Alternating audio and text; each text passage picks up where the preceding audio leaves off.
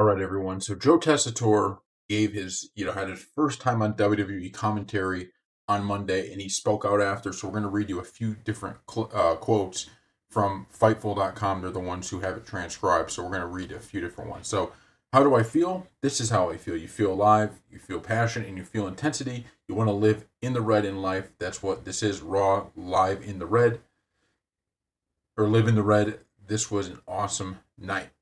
I was very into them. She's talking about the crowd. I was very into them.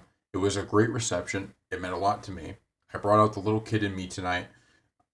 I went and I grabbed a bunch of t-shirts and merchandise. I spread the love and I wanted to see smile on these children's faces from start to finish. I thought that was thread this evening was very special and it was great to see it. Night one in the books. Let's have many more. He talked about memories. He said, it's the kid who skipped school in 8th grade to go meet Big John Studd. It's the kid who was rooting against the faces to root for Paul Orndorff. That's the kid that you got tonight. I wasn't great tonight.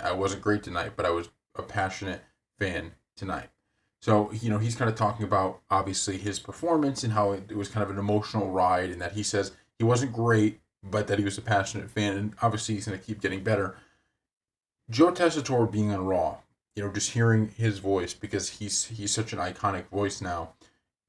That alone to me added a little bit of I don't want to say. I mean, it's not like when you had Michael Cole and Pat McAfee. All that doesn't matter.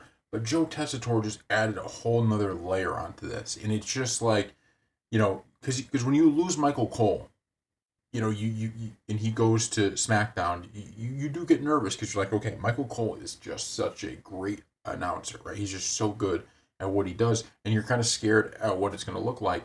And Joe Tessitore, he fills that void, right? He came and he filled that void. And then you had him paired with Wade Barrett. And let me tell you, Wade Barrett is fantastic. Out of all this talk about Tessitore and all this, Wade Barrett is so good. Okay, he is so, so good. And I don't think, obviously, that their chemistry is 100% yet. I think you could tell a little bit. They probably have to work on that. And Tessitore needs to work on a few things. But this isn't a critical view of it. Like, some people, they were tweeting stuff out about it. It's like, it seemed like most people liked it. But you're always going to have critics and people saying, this wasn't good or that wasn't good. That's to be expected. Okay, that's just to be expected.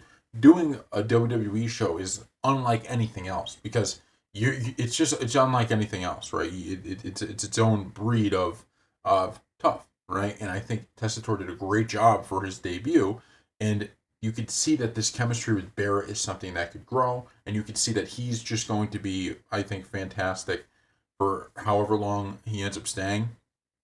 I'm hoping it's for a while because I think he really did. I usually get nervous and I'm like, okay, WWE is changing the announcing team. They're changing something here. Is it going to be a little bit weirder to listen to? Is it something I'm going to have to get used to? Listening to him, there was no getting used to it. It was like right off the bat, you're like, cool. This is good. I like listening to this.